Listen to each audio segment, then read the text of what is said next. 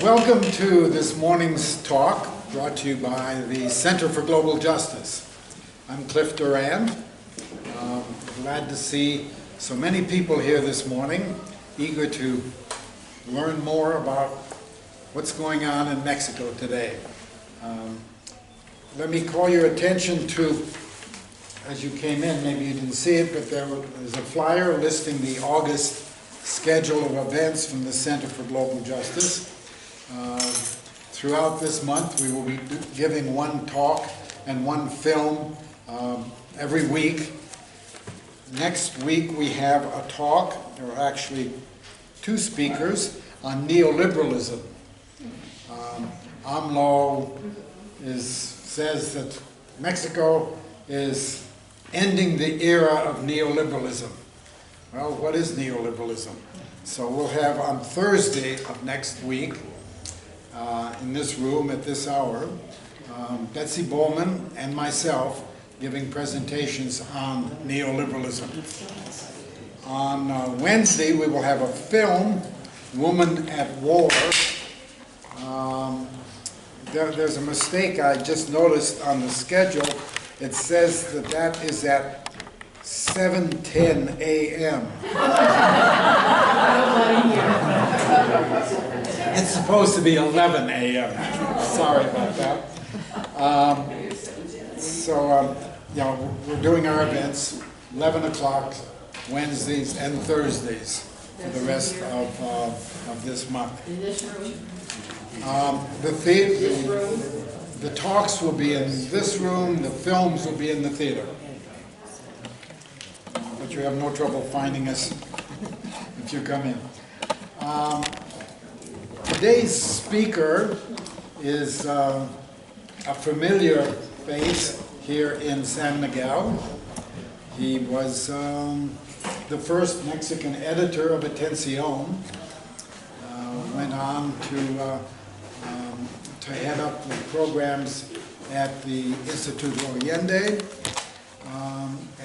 But now he is in Toluca, where he has, what do you call it? Digital graphics? Well, it's teaching photography. Digital photography. Okay. He spoke, about 2 months ago at the Unitarian Universalist Fellowship, giving a report on how the AMLO's program was coming. It was a very informative talk, and he's been invited back next month to give another talk.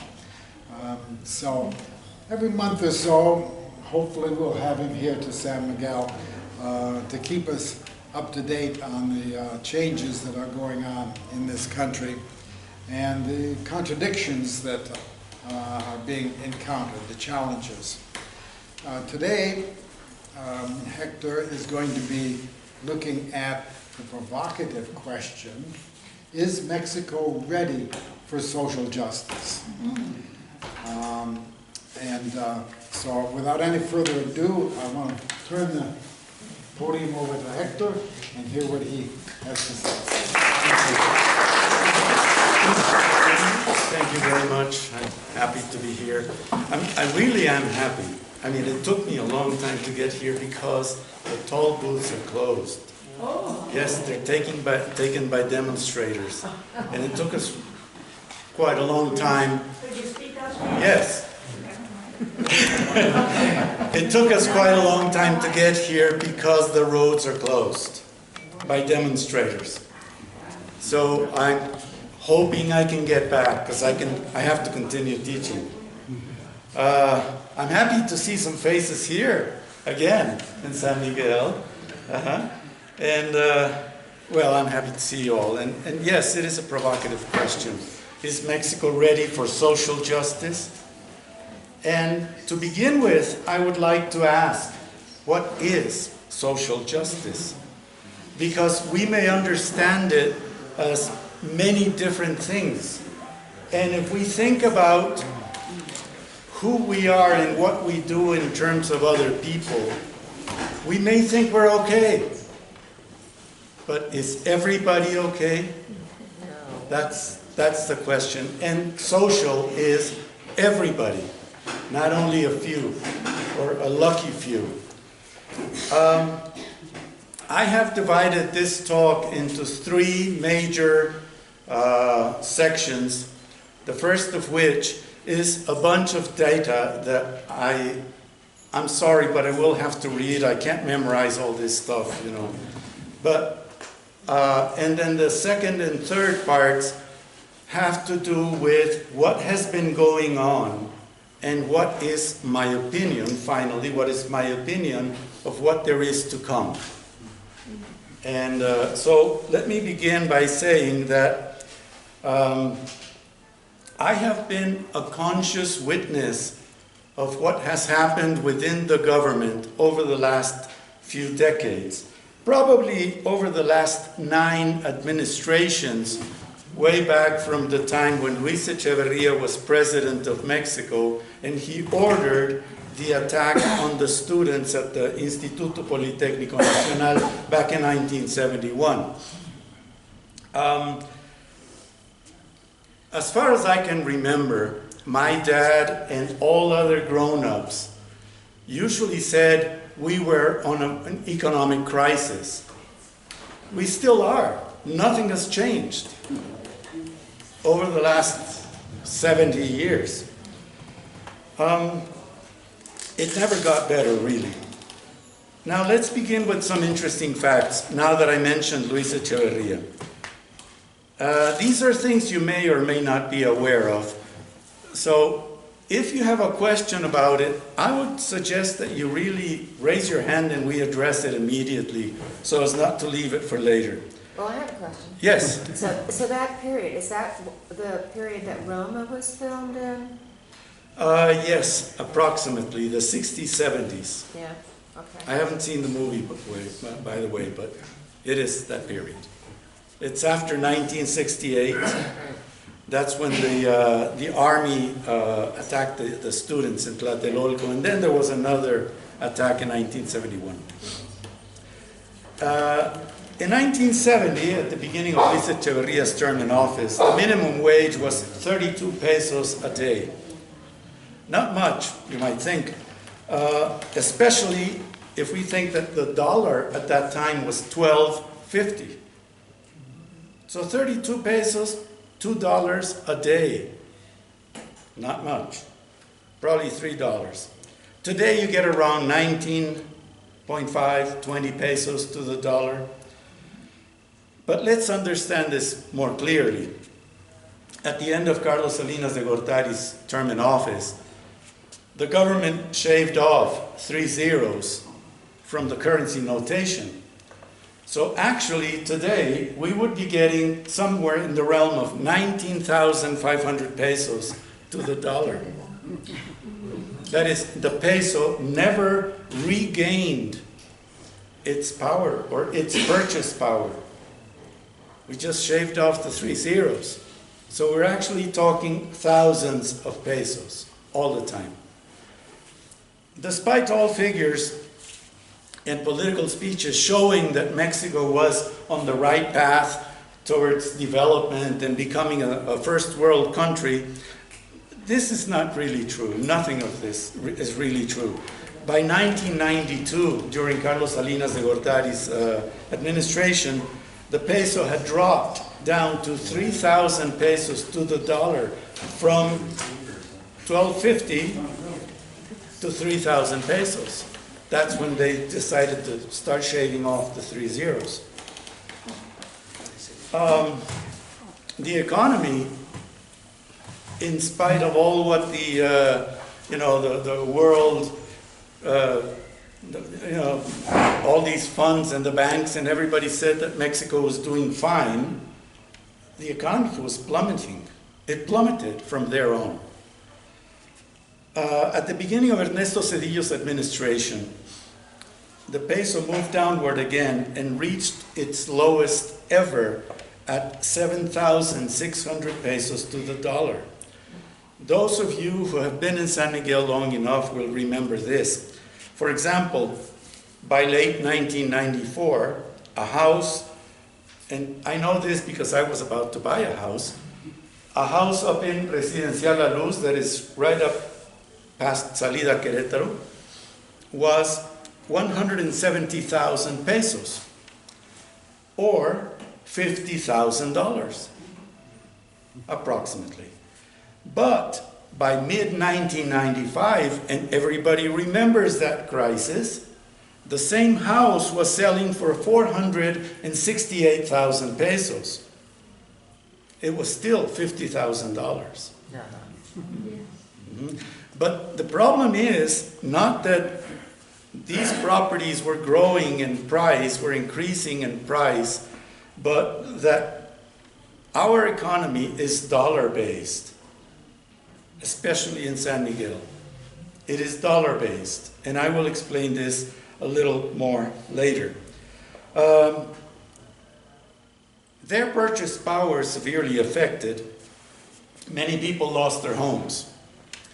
They couldn't afford to continue paying in a new currency that banks came up with that was called UDIs, or units of investment. UDI in Spanish, but it was units of investment. That was a fancy word for dollars. So if you wanted to get a mortgage, you would have to negotiate it in dollars, not pesos.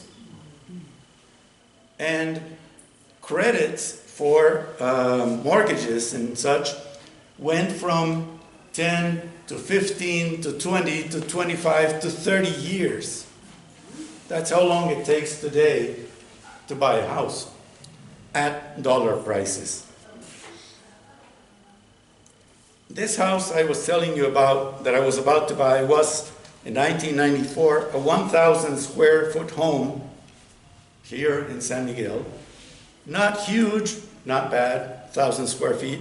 3 bedrooms, 1.5 bath, dining, living, kitchen, and approximately 500 square feet backyard. Can you get something like that for $50,000 today? Nuh-uh. Anyway, this did not keep politicians from continuing to fight for their entrance into the neoliberal world. This was the promise, like the promise of the new land. 2 more events of great importance took place during Ernesto Zedillo's term in office. The first one was the privatization of the railroad system, which had been clue to the development of rural areas in Mexico the previous century, and could have continued to be so, but they let it go broke on purpose, so they could sell it later at a very low price, and then some weird unknown company would buy it. Today we know it's the Kansas Railroad, Kansas City Railroad. But the funny thing is, well, not funny, but you understand.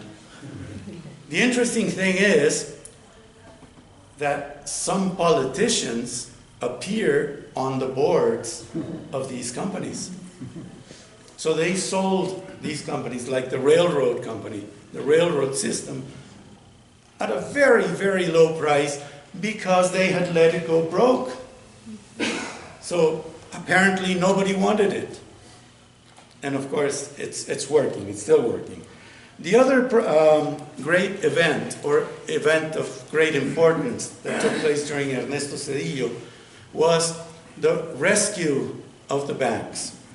The banks went broke. Can you imagine that? The banks in Mexico are the most profitable in the world. The rates of interest that they charge is among the highest in the world. And yet they went broke, and the government immediately rescued the banks. Actually, what they did was turn private debt into public debt. And this is a burden that we carry to this day. We have not finished paying this, and this happened in 1995. We're still paying for it. Anyway, another fact that I have in mind, past Cedillo and all that, is I don't really believe in statistics. Statistics can tell you many different things. It depends on how you use them and what you want to show. Statistics show that Mexico is okay. Mexico is doing fine. But according to these statistics, at the end of the last quarter, 2018, the per capita income in Mexico was almost $10,000. This compared to what? Because in the United States, per capita income is around $64,000 in the same period. Yeah? It doesn't sound bad, $10,000 even today. That's about 19,000 pesos, 19,500, 20,000 pesos a month. It would be great if the 125 million people who live here were making 20,000 pesos a month. However, according to government data, the population at the end of the last quarter, 2018, was, give or take, 125 million. Of those 125 million, approximately 52 million, that is not even half, held steady jobs, and only 531,000, that is 0.4% of the total population, were actually making more than 10 times the minimum wage. 0.4%. So these people, this 0.4%, are actually making a ton of money because, according to the same government data, all the other people, those who are not in the 531,000, that 0.4%, are barely making 4 times the minimum wage. And 4 times, according to the World Bank, is the last rung in the ladder before you hit the poverty line. And most people in Mexico are making less than 4 times the minimum wage. This is part of this, yes? What is the minimum wage? Right now it's like 102 pesos, but at that time it was like 82. Per day? Per day. Per day. 102 Right now. pesos. 102 pesos per day. Mhm. If we think of it in terms of dollars, it's $5 a day. And that's because Lopez Obrador increased the minimum wage as soon as he came into office. Otherwise, it would still be around 80 something. Mhm. Okay. So statistically, it sounds okay. Almost $10,000 per capita income. But where is development? Where is this money really? Who has it? Who's been making all these dollars? Because it's not the people who are making 4 times the minimum wage. And that's more than half of the population. Can we talk about a striving economy, about a striving country, when more than half of the population is poor? And I mean poor by world standards, not poor by Mexican standards. It's poor by world standards. Statistically, we can say we're doing okay. That's why I don't believe in statistics. That's why macroeconomy is kind of a fairy tale, whereas microeconomy, that is domestic economy, is really very, very low. The last three administrations, beginning with Vicente Fox, then Felipe Calderón, and then Enrique Peña Nieto, favored corporations at the expense of workers' rights and privileges, and wages, of course. Juicy government contracts were given to corporations that, as it turned out later, featured important politicians among their in their boards.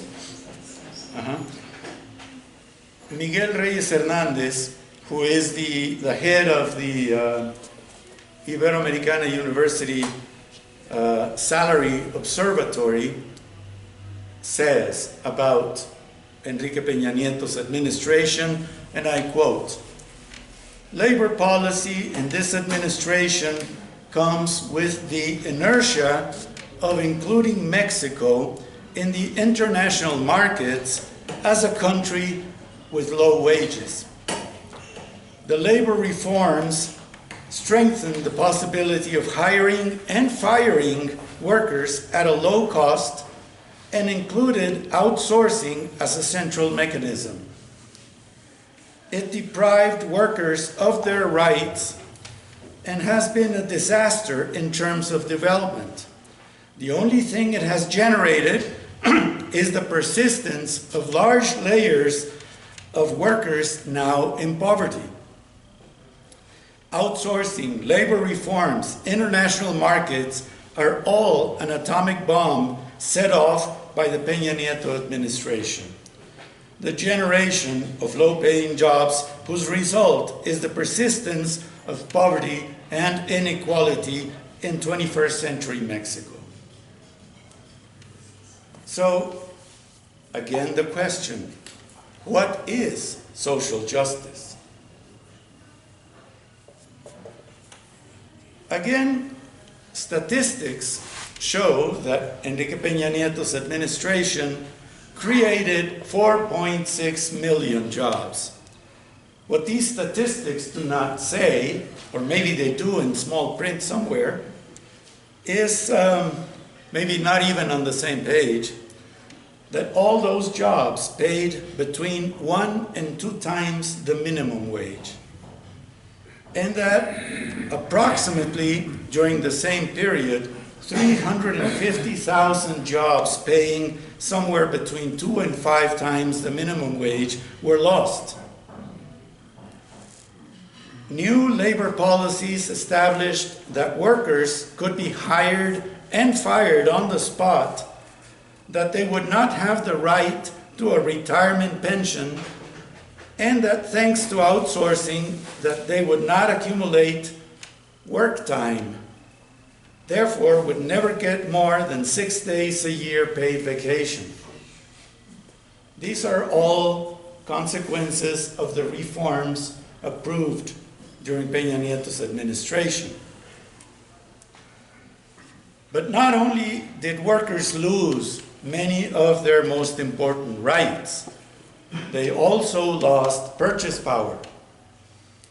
And this affects the overall economy because, despite what macroeconomists might say, if the people cannot purchase things, there is no cash flow and therefore there is no economic growth. So it's all like a mirage. Statistically it sounds okay, but in reality it's not working. Mexico is very far from becoming a first world country. If there is no economic growth, then there is little hope for social justice, because with such low wages, People cannot afford private health care or a decent place to live in. And with the government trying to privatize everything, pretty soon they would not be able to afford an education, so there go their chances of getting better jobs. A few simple examples to prove this. To prove that Mexico is actually expensive for Mexicans. With low wages, anything is expensive. You can't afford a lot of things. And the economy in Mexico is dollar-based. Even if we call it pesos, even if we talk about devaluations, even if we talk about inflation and all that, everything is dollar-based. So, to give you a couple of examples, a dozen eggs in New York, these are data from the US Department of Agriculture. A dozen eggs in New York are somewhere between $1.39 and $2.09. Go to your local store here, and you will find that a dozen eggs are more or less between 20 and 30 pesos. Same price, right? Conventional whole milk in the US is on the average $3.27 a gallon. In Mexico, it is 64 pesos for a gallon of Lala milk, and we all know that Lala milk is not milk. But it's 64 pesos to the gallon. It's approximately the same.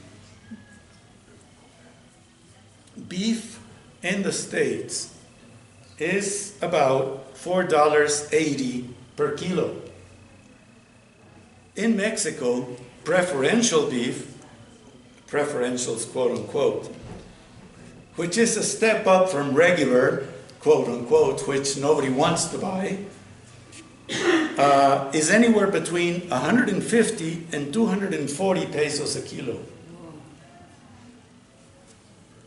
So it's even higher than in the States.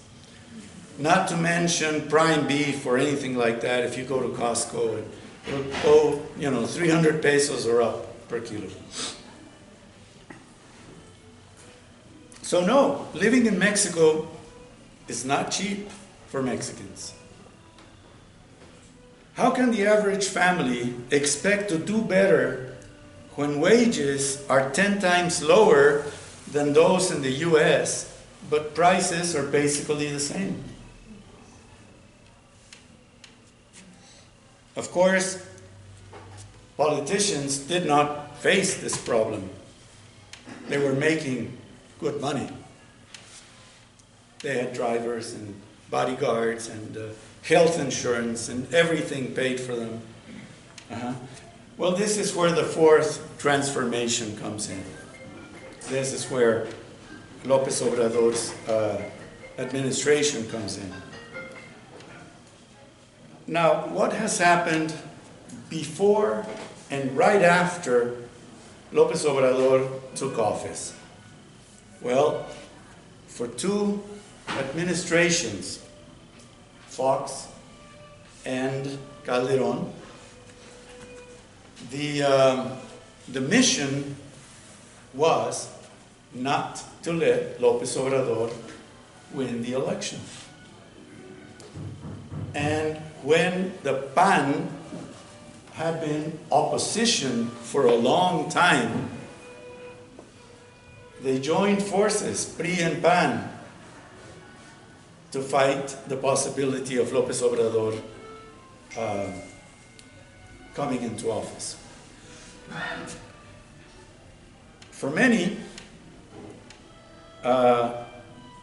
right-wing fans, they said, they used to say during the campaigns, that if Lopez Obrador won, Mexico would become another Venezuela. And that sounded scary. Mainly because Venezuela is friends with Cuba. And Cuba, we all know, is the epitome of evil. No? To me, Cuba is actually the epitome of endurance. Not many countries would have survived for 70 years, 60 some years, with such an embargo. And they still sing and smile and are happy. Are they poor? Probably yes. I have never been to Cuba, but I know people who have. And their opinions are divided. Some of my more conscious friends come back astonished at their health system, which is top-notch, at the fact that there is no illiteracy on the island.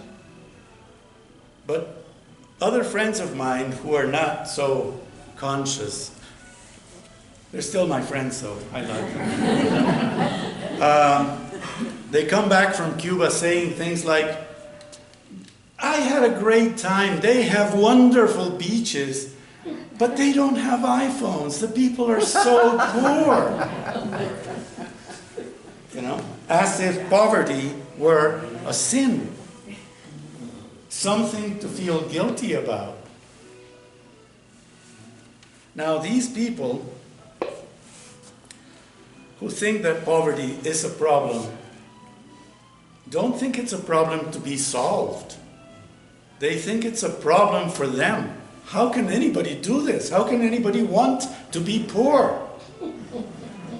As if these people had chosen to be poor. And of course, they think the same of poor Mexican people. Now, to those people, Lopez Obrador was not an option. They feared that they would lose the lavish lifestyle, not that they had, but that they aspired to. See, I want to be rich one day. I want to be, I can't accept a president who will not allow me to become rich. Poverty, I said, is not seen as an issue to be solved. It is something to be hidden. And most people hide poverty. To some, it is a burden. It's like the uncomfortable relative. Like the old furniture you have to hide in the attic. You know? Those people don't want to help others out. They don't know how to help others. They never learned. So they just want them to disappear. They never learned how to help others because nobody taught them. And it is a problem. Mexico is, and many of you may have heard a saying, an English saying that says, children should be seen, not heard. Well, in Mexico, it's as if we said, poor people are to be seen occasionally, but preferably not seen, and of course, not heard.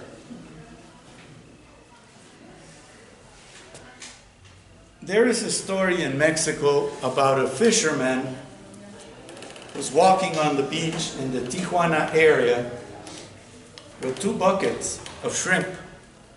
And one of the buckets is covered with a piece of cloth.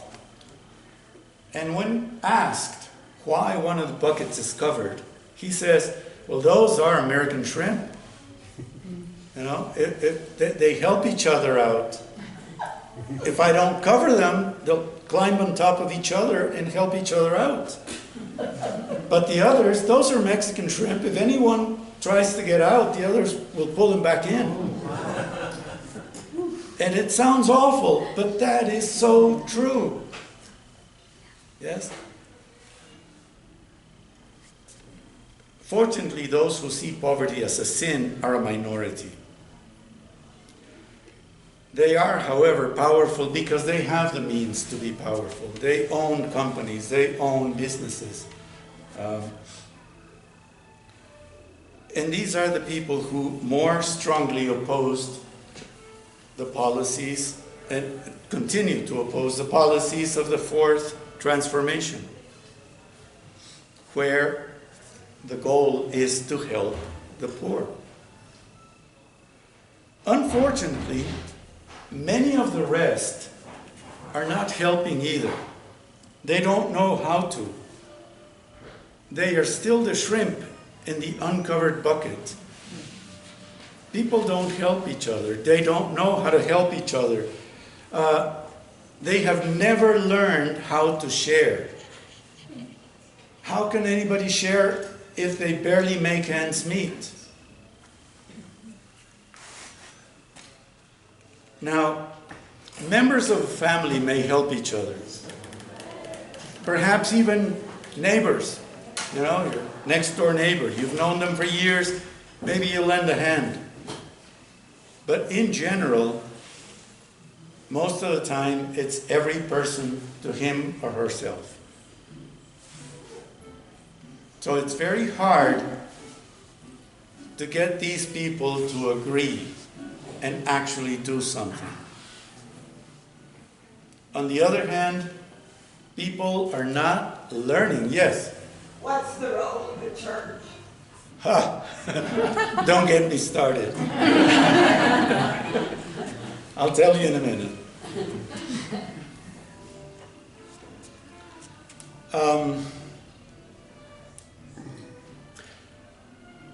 The church is a system. It's a system of power.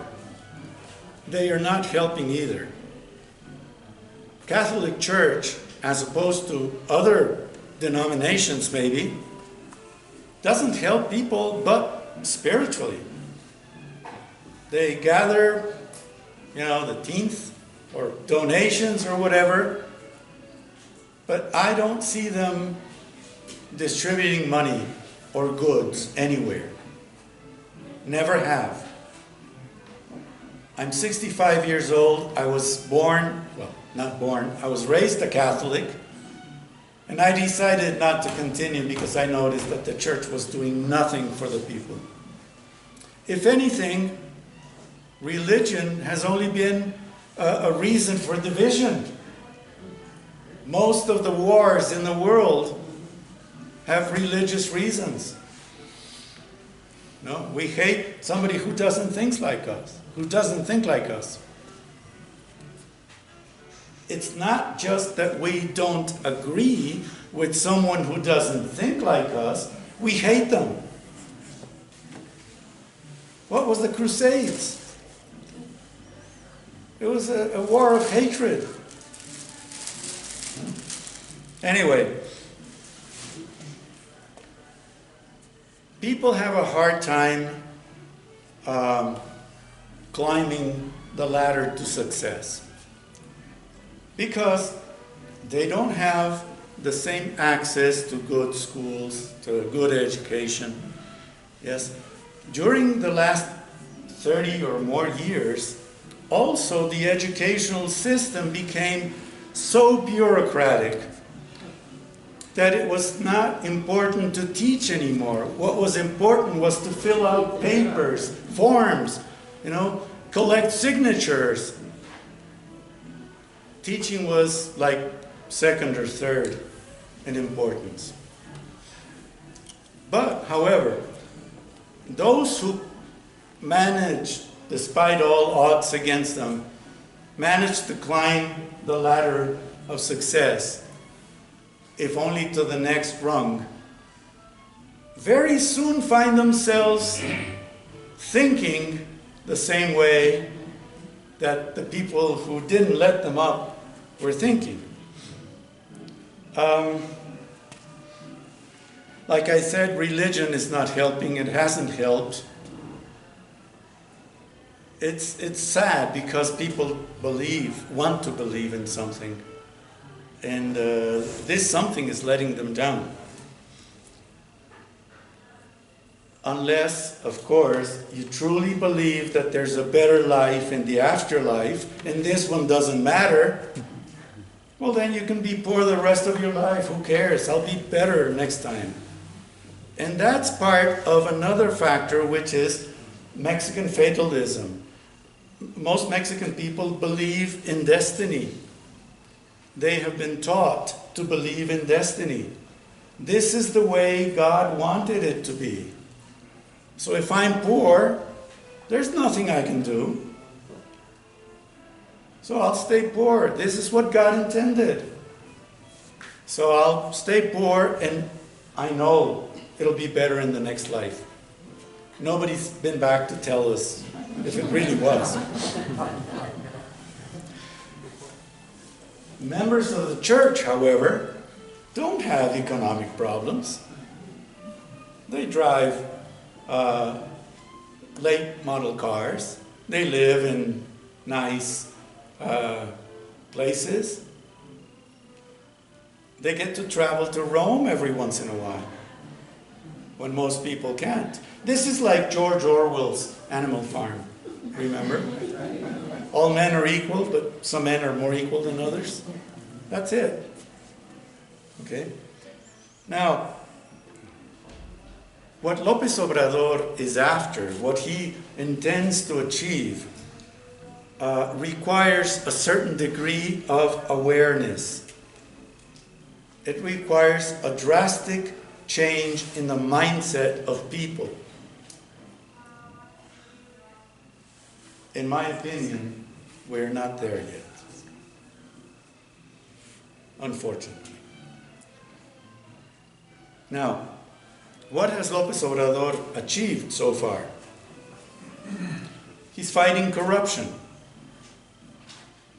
Of course, many people are unhappy.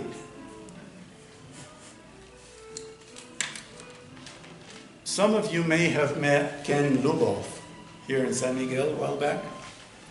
He wrote a book called Live Well in Mexico. I think you can find the book here in the library. Live Well in Mexico by Ken Lubov. And there was a chapter on a very well-known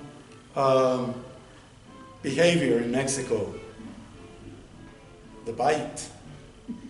La mordida.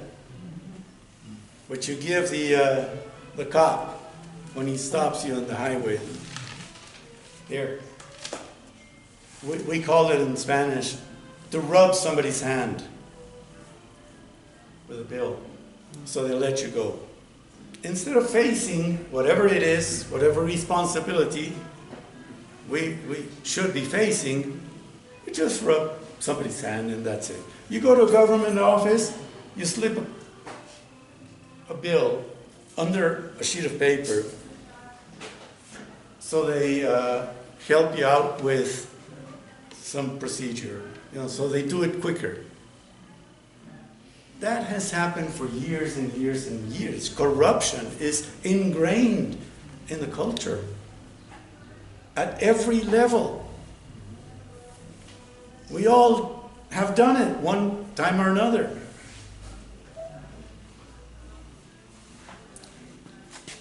Tips in many places are some form of corruption. You want to get a good table at the restaurant? You rub the maitres' hand. Then you get a good table. That's corruption. But of course, we don't see it as such. We see it as a gift of money. But beware. There are always two sides to a coin. So he's fighting corruption. He is, or has been, reviewing many of the contracts signed by the previous administration because said contracts include clauses that force Mexico to continue to pay even if the goods are not delivered for 25 or 30 or 40 years. There's the issue of these ducts that come from Texas to Mexico. And the contract says that even if Mexico doesn't use them or doesn't want to use them, they have to pay something like 40 million pesos a month. Just because they're there. Who owns these ducts? These what? The oil ducts. Oh, I see. The oil pipes. Or gas pipes. Who owns them? Of course, it's an American company based out of Texas. Who's on the board? Carlos Slim. Who's Carlos Slim? Carlos Salinas is straw man. When Carlos Salinas was president, Slim bought the telephone company at a very, very low price.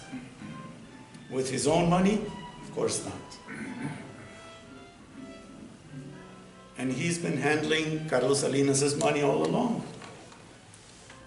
During the Luis Echeverría administration, he took the newspapers away from a large corporation owned by a person you may or may not have met here in San Miguel, Eduardo García Balseca. His father used to own the papers. There was a big fuss about him because he was kidnapped here in San Miguel and then released, so on and so forth. And now he's living in the States.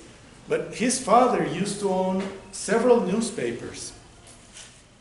And the president took those newspapers from him and gave them to a person of straw, to a straw man, or straw men, because it's two brothers known as the Hermanos Vázquez. And you may have seen furniture stores that are called Hermanos Vázquez. That's just money laundering. Has been for a long time. I mean, they couldn't have gotten so rich just from selling furniture, from, through stores who barely make ends meet. And hospitals. And now they own hospitals, Angeles hospitals. Yes.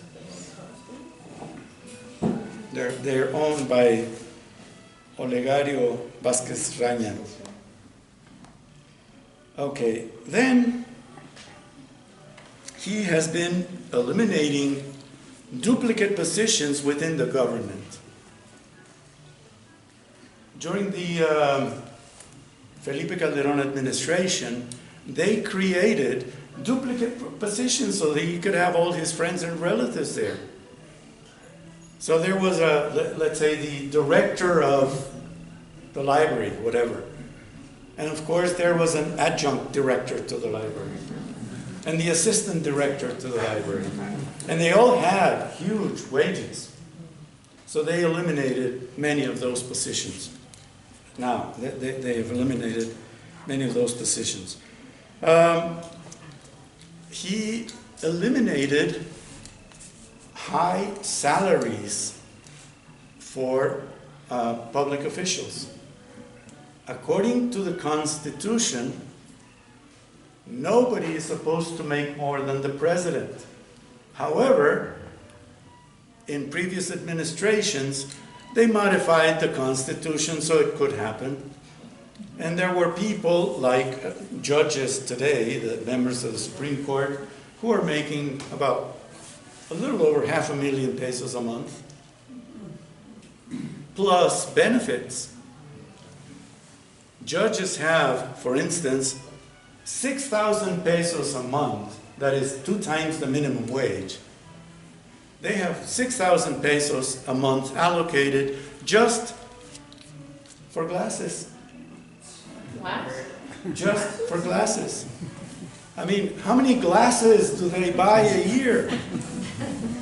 Or they only buy Oscar de la Renta glasses or something like that? But they have 6,000 pesos a month. They receive that just for glasses. And so the story goes.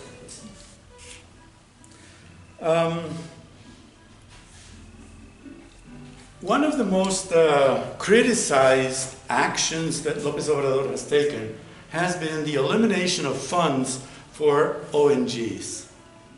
NGOs. NGOs. They are non-governmental. How come they were receiving money from the government?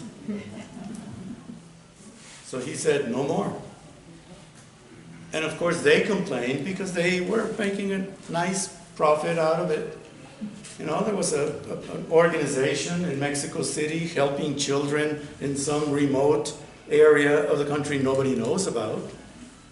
And they had offices in Polanco. How does the rent of an office building in Polanco and the salary of the president of this NGO and her driver and her car help those children? Where's social justice? They talked a lot about daycare centers who were receiving a certain amount of money per child that they took care of. But most of these centers had doubled the number of children they were supposed to be tending to. So they were receiving double the money, and they didn't have as many children under their care. So that's one of the things he has been most criticized for. Also, no more money for political organizations. I was telling Cliff a moment ago, and I think I told you when I got here, roads are closed by demonstrators.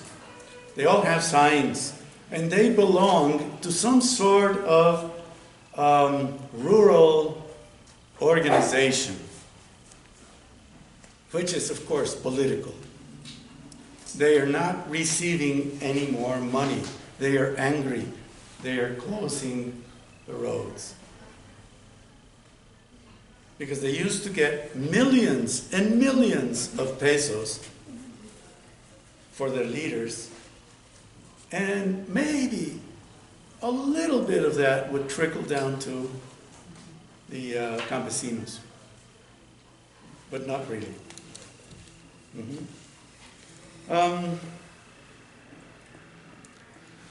Another achievement, in my opinion, is that now we have an independent district attorney. He has nothing to do with the president. Of course he has, but we have to believe he doesn't. And he has nothing to do with the judges. So he can be honest. Now, who is Alejandro Gertz Manero? That's the new DA. Who is he? Why is he there? Why is he so eager to make things happen, to make things work? Because his own brother was little by little poisoned by his wife and his mother-in-law. And even though he was an important person in Mexico, he could not get the DA at that time to investigate any further. Why? Because his brother, well, his sister-in-law happens to be Alfredo del Mazo's sister-in-law. Alfredo del Mazo is the governor of the state of Mexico. And he is a cousin of Peña Nieto's. And of course they wouldn't investigate him. Now he's there, and all these people are trembling, I'm sure, because he is going to want to find out what happened to his brother. And a lot of these people who were in the government are now being questioned regarding corruption, what they call the master scam. They called it the master scam, la estafa maestra, where so far they talk about 3.6 billion pesos that were taken by government officials. And they're doing research, they're investigating that. So, of course, he has a lot of detractors. One last thing he's doing, and most people don't like it, is he has been openly criticizing, accusing, pointing out, whatever you want to call it, corrupt politicians and news media figures during his morning press conferences. Because people in the media, the owners of Streamline Media, like Televisa and all those, were getting huge chunks of money from the Peña Nieto administration so they would not say anything bad about him. It was all paid publicity. Now they're not getting any. There's no more money for that. They are angry. Yes? I want you to speak a little about impunity. Mm-hmm. I listen to the Mañanera every day, and AMLO has been threatening and accusing the top, but he hasn't done anything about putting him in jail, which he should be doing. So we're losing credibility for someone that every day is accusing those that did wrong to the country, but all of them are sky-free. When do you think that he's going to, if he has an attorney general that's on his side, do something for justice in this country? There's something called due process. How come he's not doing much in terms of putting all these people in jail, all these corrupt officials? And the thing is that they have to be tried. He cannot just put them in jail. They have to be tried and sentenced. Have they been? No, because the judicial system is against him. It's corrupted. It's corrupted. Yes, the judges are corrupt. And they're not working with him. Why? Because they would be in jail as well. Can you imagine a place, let's call it Fantasyland, let's not call it Mexico, where for many, many years, they thought they could actually get away with it all the time. They never thought there would come a time when someone would be from a different political party and would not play along. That's why they didn't want him to be president. And this has been going on for the last 18 years. They didn't want him to be president because he always said, I'm going to fight corruption. And all these government officials, governors, mayors, etc., who have embezzled huge amounts of money and should be in jail, have been accused, but now it's the time for the process and they have to be tried and sentenced. So the DA has to come up with enough hard evidence to put them in jail. Otherwise, they walk on a technicality. So there's no impunity, but it's been hard. It's been very, very hard. It's hard because judges would have to judge themselves. And it's not going to happen.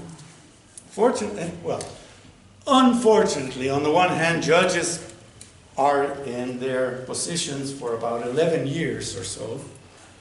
And, but some of them are leaving and now new judges are coming in. It's going to take time. Maybe it will not happen during this administration. But you know what? I truly believe that PRI and PAN are never coming back into office. Yes, I truly believe that. You see, this is Pandora's box. We opened it, and all this crap came out. But also a lot of good things came out. And we will see changes from here on, but it will take time. It will take a lot of time. Maybe more than this administration. Yes? Do me a favor and define for me success. After 6 years of AMLO, how would you define his administration to being a successful one? Okay, if more people had similar opportunities to do better economically, to access a better education, a better health system, when people don't have to go to Social Security with symptoms of cancer and asked to wait 2 months because there are no places, you know, then that would be success. Education? Education. No more payment for the people that want to have education up to university. Is that on the agenda? Security, how would you define success there? This is something else. Security is another issue, an important issue. You have been going through horrible problems in San Miguel in the recent months. Nothing like this happened when I lived here. You know, the occasional drunk who got stabbed outside the bar, and that was it. But today, you have people shot down at their own doorstep. That never happened here. And I can see police cars and policemen out there, big guns and everything, but nothing's happening. You know what I think? And this is only my opinion. I don't intend for you to believe any of this I say. It may be a fiction story. I think that during the Felipe Calderón administration, they made a deal. And there were several groups, different groups, the cartels. There were several cartels in Mexico. And one of them approached Calderón and said, if you help us, we will help you. And he said yes. It was during his administration that this well-known of hitmen known as the Zetas appeared. And it is my impression, I have no evidence whatsoever to tell you this, but it is my impression that he financed the Zetas in the beginning. And that was meant to get rid of the El Golfo cartel, because he was helping El Chapo and the Sinaloa cartel. Can you explain why El Chapo could escape so easily from prison? In a laundry cart? Through a tunnel? I mean, that's interesting for a movie. Maybe he saw too many movies. Who knows? But I think that's what happened. And now, it's like,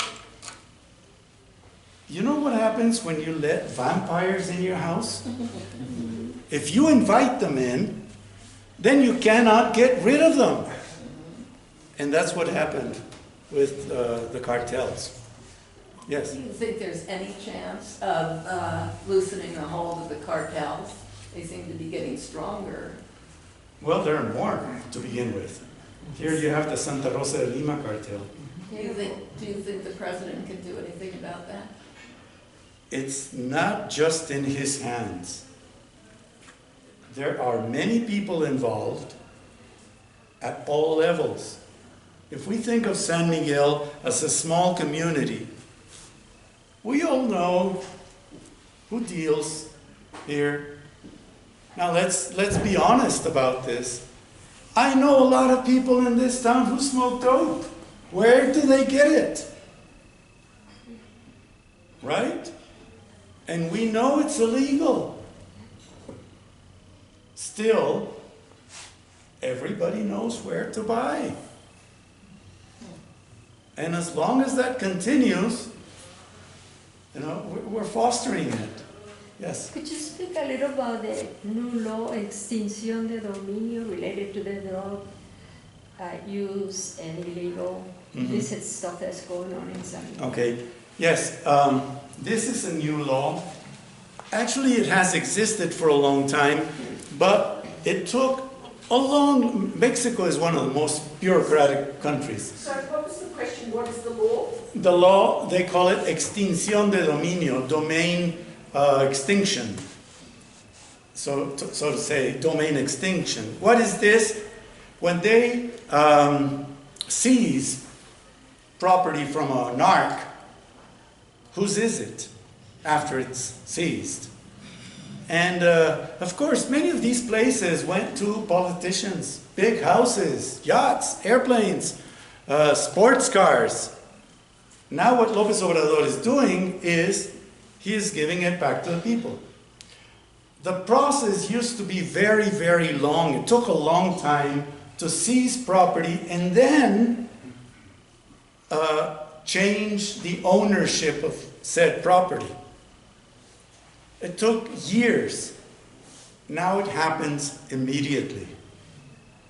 If they, like this Chinese businessman, they caught in Mexico City a few years back, Shenli Yegong or something like that, they found something like I think it was $200 million cash in his house. How many rooms like this do you need for $200 million? Cash, you know. Probably 20s, 10s and 20s. I don't know. Anyway, they seized the house. You know who sold this gentleman that house? A politician. That used to belong to a politician. How can politicians afford those houses? It's a huge house. It's something like a 15 to 20,000 square foot home, you know, in Lomas de Chapultepec, probably the most expensive area in Mexico City. So they just, you know, mix and match. Now it's yours, and now it's mine. You know, I pass it on, you pass it on to me later. That's it. There's always been involvement, I'm sure, of politicians in the drug business. Now, California is leading the way and has now legalized marijuana. And they will probably do something like that in Mexico, but marijuana is not the problem. The problem is meth. That's the problem. So far, many of my friends who smoke, they're not dead. They're far from dead. I mean, a little crazy perhaps, but they do okay. But meth kills. And that's the big business today. Meth? Yes, methamphetamine. Yes. Well, I'm going to know this violence that's developed in San Miguel over the past couple of years. Do you think it's all drug related? Half and half. I don't think it's all drug related. I don't think drug dealers are just killing each other just for fun. And San Miguel is not such a big market so that they fight for it that way.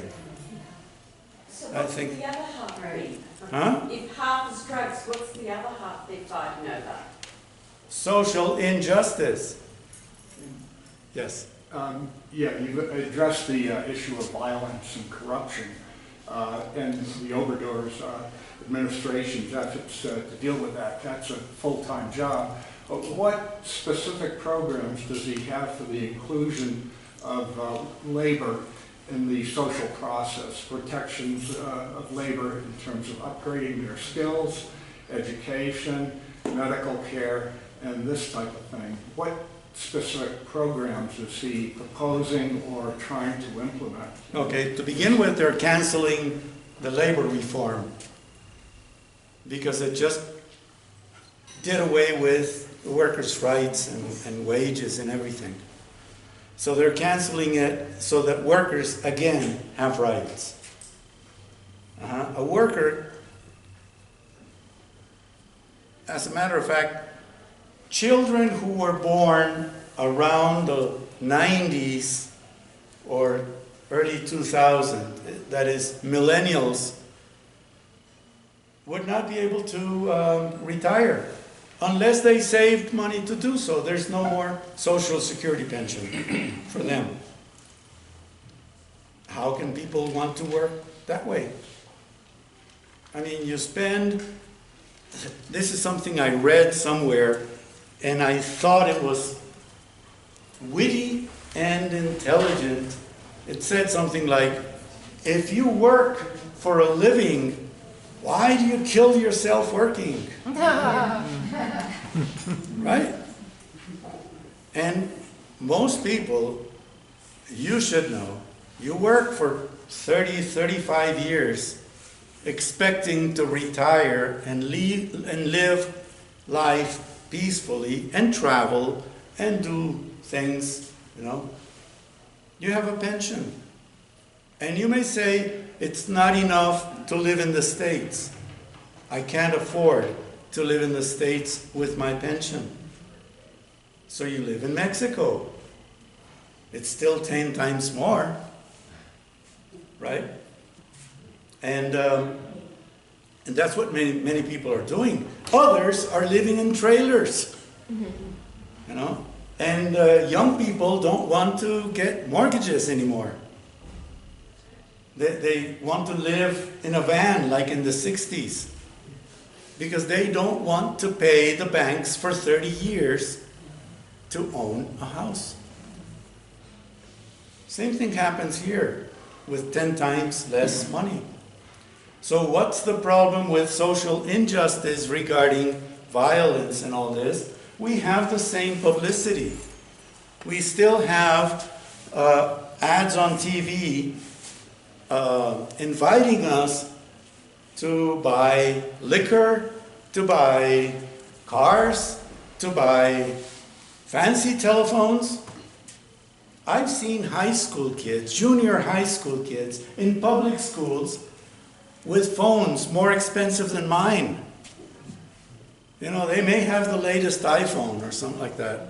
And of course, the only thing they do with it is listen to reggaeton music and play games.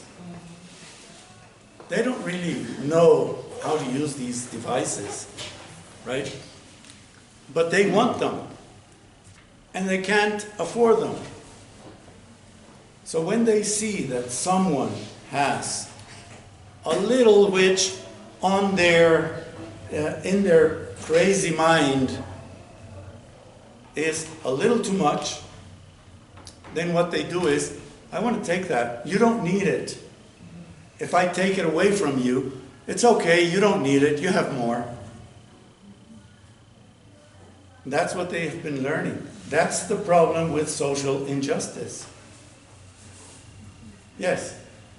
Has AMLO done anything to eliminate fracking in Mexico? Yes, he already said no to fracking. Good. But there are companies who had their permits before he came into office. So that's part of the reviewing all those contracts and all that. Yes? I didn't quite understand your answer when you said half of the violence was drug-related. And the other half is related with poverty. Now, poverty does not entitle you to steal, to rob, but it does. But this is a new phenomenon, apparently, in San Miguel, but although poverty's been here for... The thing is that the economy has been plummeting. It hasn't gotten better. Despite what international organizations may say about it, they talk about 2% growth, 3% growth. Whose growth? Because people are not doing better. That's the problem. So you have a family. Think about San Miguel for a moment. Let's focus our attention in San Miguel. How much is a house in San Miguel right now? A small 2-bedroom house in San Miguel. About $200,000. About $200,000. How many Mexican families can afford that? Not many. Are they building low-budget homes here? Maybe way out of town. How do these people feel? They feel neglected. They feel abused. They feel kicked away from their own town. And this is something I said way back when I was in Atención, when I was the editor of Atención. We should be looking at those things. Yes? Why has it changed so dramatically so quickly? Because the peso is, Violence. well, because the peso is worth less and less and less, but publicity is rampant. See? Everybody wants an Xbox, but they can't afford it. Everybody wants to have a car because a car is a symbol of well-being. They want to buy a car. They want to have the money to do all those things, but jobs don't pay so well. So what do? They take it. It is very easy for the cartels to hire these youngsters to work for them because they offer top wages. And then they tell them, you know what? It's yours to take. You take whatever you want. It's yours to take. Yes, Cliff. You talked about how the elite prevented AMLO from becoming president for a dozen years. But now there are reports that the elite is already planning to undo him. The current issue of Proceso has a very interesting article about a group in the Monterrey Technical Institute that have developed a plan for alternative Mexico. And they're enlisting like 1,000 youth to be trained and given courses and so on to become organizers at the local level, to create at the local level an opposition to serve the neoliberal agenda of the elite. Mm-hmm. And interestingly, in the last paragraph of the article, it's mentioned that the person who's in charge of developing the curriculum for this training is employed by USAID. So you have the U.S. hand there in supporting the elite in trying to organize to undo the fourth transformation. Can you tell us more about what's going on there? Okay. In my opinion, again, I don't think it happens. I don't think it'll happen. They left out one element from that equation, the number of votes. Those people studying in Monterrey Tech and there are 3 schools in Mexico: Monterrey Tech, my memory is not very good anymore. Anáhuac University and ITAM, Instituto Tecnológico Autónomo de México. Those 3 universities are pro-neoliberalism. But nobody likes them. They're alone, they're on their own. They need to gather votes to get AMLO to step down. They need to gather votes. And people in the lower rungs of the ladder don't like them. How are they going to achieve that? They have financial power, yes they do. ITAM is owned by Alberto Valleres, who is the owner of Peñoles, who is the owner of Palacio de Hierro, who is the owner of Seguros La República and Grupo Nacional Provincial. That's the largest mining company in Mexico. Is he unhappy with AMLO? Of course, even though they had dinner together a few weeks ago. He's unhappy because during the last few administrations, he paid no taxes.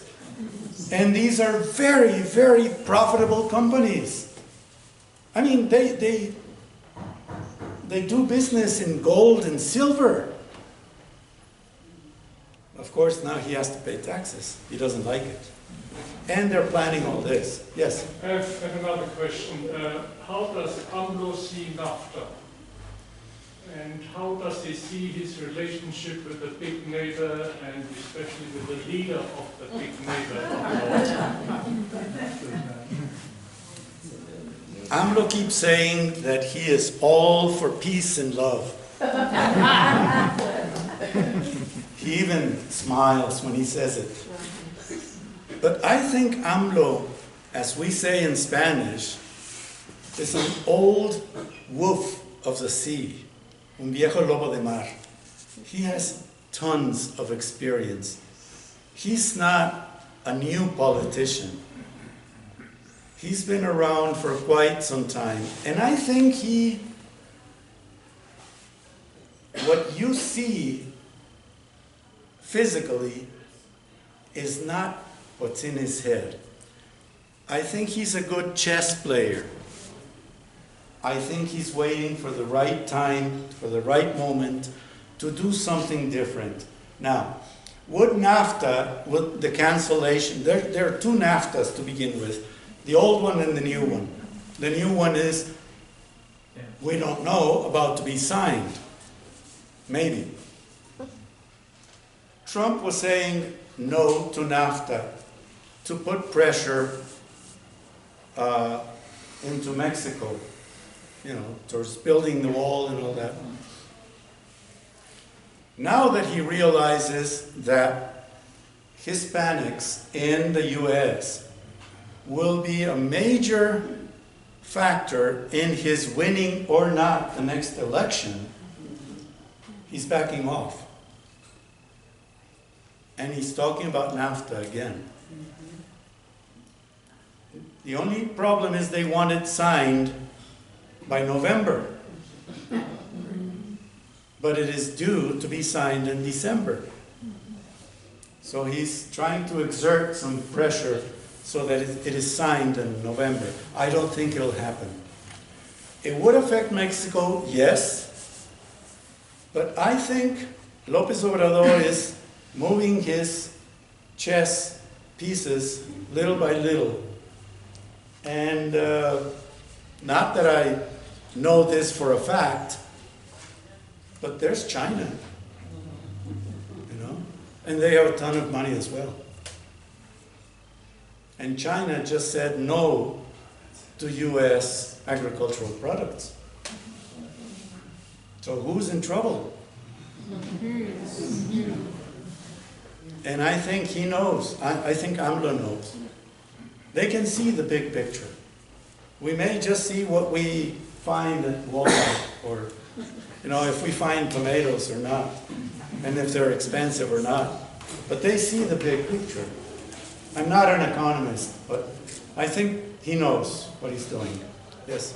But why is it that all the, not all, but the vast majority of NGOs in this town are run by gringos? Why isn't there more, is it a culture? In this town? Good question. Actually, that's a fantastic question. Remember what I told you about the buckets?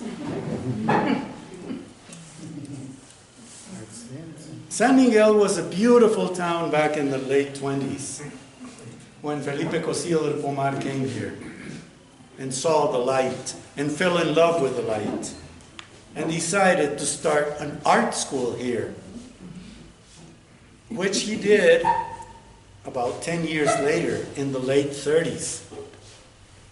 And the school went on for a while until someone said that Sterling Dickinson was a commie.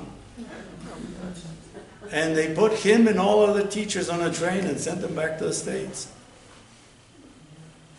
But then, Enrique Fernández Martínez, who was the governor of Guanajuato at the time, said, no, bring him back. The only problem was that he insisted on being part of the project. and the Instituto was created with him as a partner. It was Felipe Cosío Pomar, Peruvian, Sterling Dickinson, American, and Enrique Fernández, Mexican. They saw the possibility of San Miguel being the perfect place for World War II veterans to come and study art and kind of, forget the horrors of war. That was the origin, the origin of it all. But then a lot of people saw business here, especially realtors. And it all changed. This biblioteca, which is now it was founded in 1950 something, can't remember.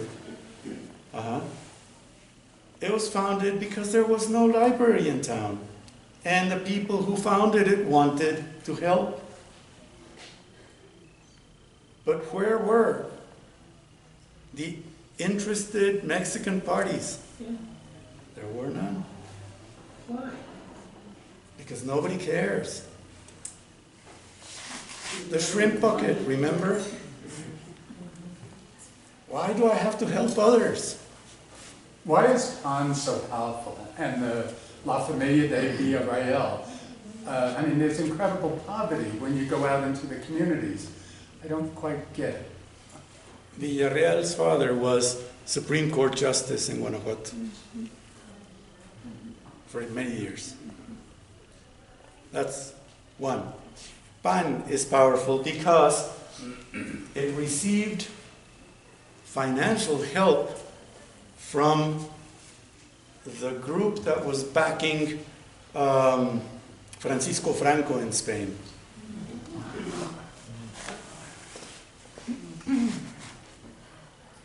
So I think, and I'm really sorry to say this, but these are the people who helped Hitler achieve what he did.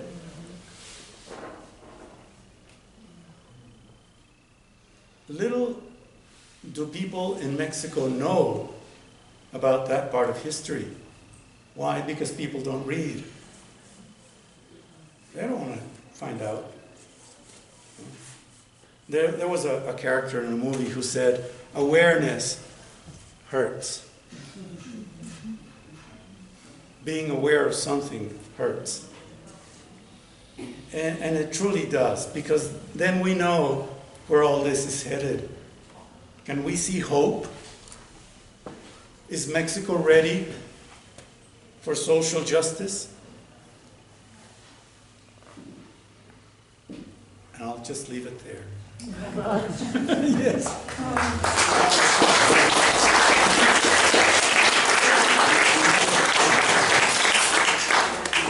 I'm hopeful. I think most of us in this room are hopeful, but how susceptible is AMLO to corruption? I don't think he's susceptible to corruption. We can't hear that. Well, that's hopeful. Is AMLO susceptible to corruption?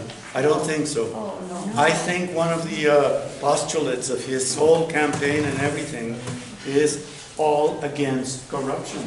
And he will, it's as if this were the dream of a lifetime. I will be the best president Mexico has ever had. That's what he wants. It's not just policy, it's not just, no, he wants to be remembered as the best president Mexico ever had. And you know what? Fireside. Maybe he'll achieve it. A lot of people think he may be killed. Yes. What happened with the airport? What was that all about? The airport. The airport was a huge business. They wanted to get rid of the old airport, build a new one, and what would happen with all the land that was owned by the previous airport? They would turn it into a new Santa Fe. Have you been to Santa Fe, just on the outskirts of Mexico City? They say it's the Manhattan of Mexico City. Skyscrapers and all that. Where an apartment A small 500 square foot apartment cost 5 million pesos. And that was Salinas de Gortari's business. He saw business in real estate. Santa Fe is located where an old dumpster used to be, an old dump. Nobody wanted that land, and he thought, we can turn it into a gold mine. So he seized it, he privatized it, and sold it for a fortune. Now, a lot of wannabes want to live there because they think it's a sign of success, of financial success. I wouldn't like to live in one of those apartments no matter what. Even if I had the money and could afford it, I would never buy an apartment there. Those people are afraid. I have a friend who lives there. He drives a Mercedes-Benz. He works for a famous, well-known American company. And he's in a high position in this company, makes a ton of money. And he bought himself an apartment there, and he bought himself a Mercedes. He is afraid of taking the car out of the garage, lest he might be kidnapped. So what's the use of living in a glass bubble when you suddenly realize that glass breaks? Yeah? Yes? A personal question. You may or may not want to answer it. You're very honest, truthful, outspoken. Are you at all concerned for your security? No. I'm not afraid to die. This is something I said way back in a UU meeting, when I looked at everybody and I said, you know what, all of you are going to die. And everybody cringed. No? And I said, I will too, but I'm not afraid to die. And you know why not? Because I have lived. And I'm happy with what I've done. I'm satisfied.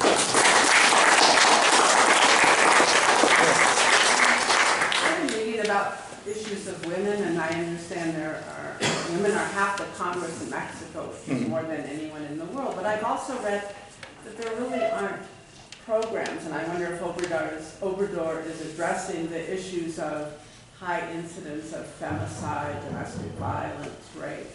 He is, but we have to understand that many of these issues are not his jurisdiction. It's state jurisdiction.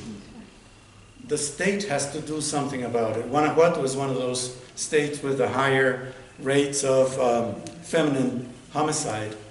And the state of Mexico, which is PRI, is probably number one. But that has to be solved at the state level. We are asking too much of him. That's true. We're asking too much of him.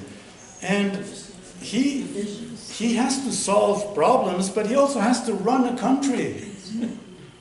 And like I said, I don't think we'll see many of those big results during this administration. Yes? What is his position on the Mayan train? And he wants it. And how is that going to unfold? And does he really see tourism as as a cure-all for economic ills?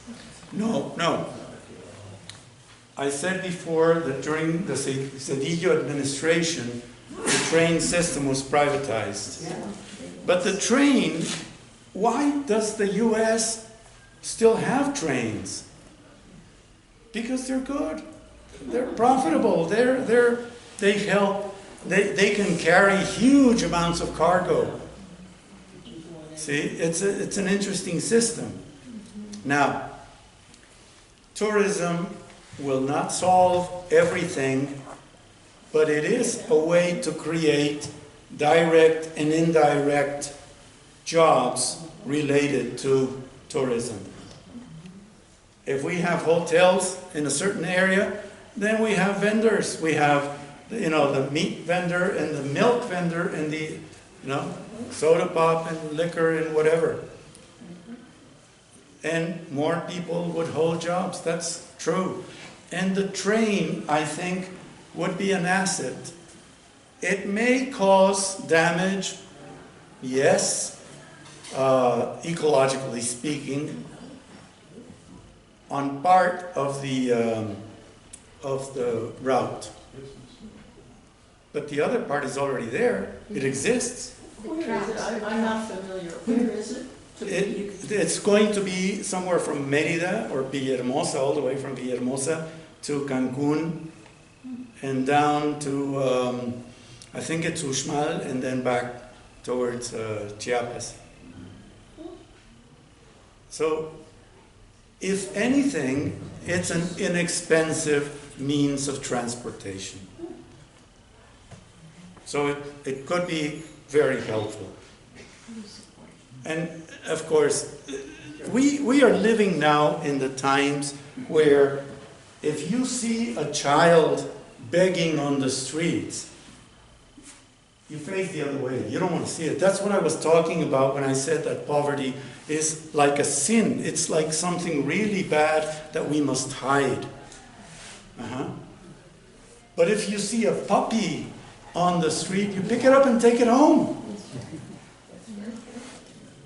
So where is goodness? How is it focused? We are worried now about what may happen to, and I admit it, I am concerned as well, what may happen to a few jaguars living down there. And this would be in the Chiapas part of the railroad, because Yucatan is flat and flat. There's not even brush there. Yes. I thought it was very peculiar that he's supporting this train in a luxury area, basically a resort with tourism. I know that's important to the economy, but why wouldn't you connect the train to industrial areas, Mexico City to Monterrey, for example? There is a train. A high-speed train. So that the economic infrastructure of Mexico would be better integrated. Okay, to begin with, because Mexican trains are no longer Mexican. And the train that runs from Mexico City to Monterrey is now Kansas City Railroad. So you can't do anything about it. You couldn't nationalize it? He could nationalize it. And if we call it Yeah, dictator. he could renationalize everything, We can't, but can't do that would be a big issue, yes. To be devil's advocate, because I've been hearing these different arguments. It's very controversial about the Mayan trains. I want to hear what you have to say, because you're talking about people that are more worried about jaguars and poverty. But my understanding is many indigenous communities will be displaced by the Mayan train. No, that's not true. I don't know if that's, That's not true. They will not be displaced. that's why I'm asking. I think there was an ad years ago. Remember Smokey the bear? And talking about forest fires and things like that. And the ad used to say something like, "There are no simple solutions, only intelligent choices." And here we would have to see the big picture. And what will this bring, as opposed only to what will this take away? How will this affect? I think they are considering all the sides of this issue. And of course, when it comes to development, when it comes to installing new railroads and things like that, there are only intelligent choices, no simple solutions. And these indigenous people may be asked to contribute. And of course, they may refuse, which has happened everywhere. You know, as long as they don't really displace them for something else, because they have been displaced for lumbering, and that's not the government.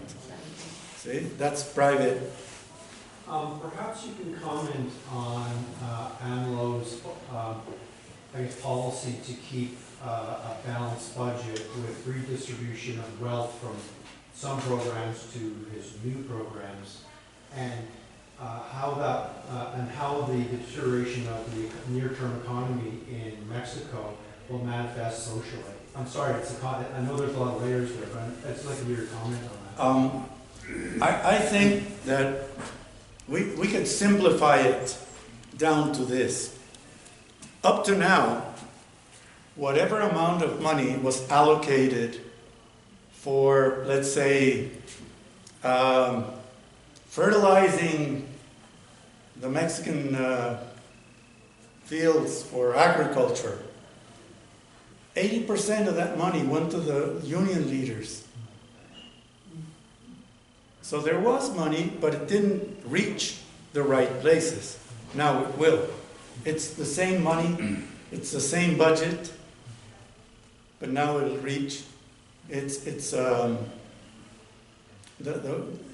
real destination. So that's, I think, how he will manage. Do you think he might do things environmentally in this area? There's all of this industry, especially in the area of automobiles. I know. It scares me because Guanajuato has been a problem for years. Years. The state of Guanajuato has been a problem. To begin with, the state of Guanajuato alone has 25% of all the wells in the country. They are here in the state of Guanajuato because there was a governor back in the 60s who saw it fit to just grant permissions to dig wells everywhere. You know? So we have, and I say we because I'm still part of Guanajuato, 25% of all the wells, freshwater wells, and we have no more water. Wells up in San Luis de la Paz for agriculture are being now drilled down to 350, 400, 500 meters. They are loaded with arsenic. And this is what people in Dolores Hidalgo were drinking. This is what you're drinking. So don't drink tap water. Just a sideline. Yes? You've touched on so many issues. I'm curious your take on media, especially the control of corporate media like Univision, Televisa, and what media in Mexico you would recommend, like La Jornada and what else? Today, it's really hard. I would stay away from mainstream media. I would stay away completely from mainstream media. I don't trust those journalists anymore. You can go to YouTube and Yes. listen to Sin Censura. Sin Censura is good. In the morning, Mañanera. El Chapucero is good. Even El Proceso is now kind of iffy, Yeah. but it's good still. Well, Proceso is a very democratic magazine. Yes. So they will print both sides of the Yes, coin. right. But mainstream media used to publish only the bright side of a bad government, and would attack Lopez Obrador all the time. I don't think people believe very much on mainstream media anymore, and the internet is mainly accountable for that. Because now we can, of course, there's a lot of fake news on the internet as well. You can't win all the time, you know. Yes. You indicated that CAN supported Franco, but in 1936... It's the other way around. Okay.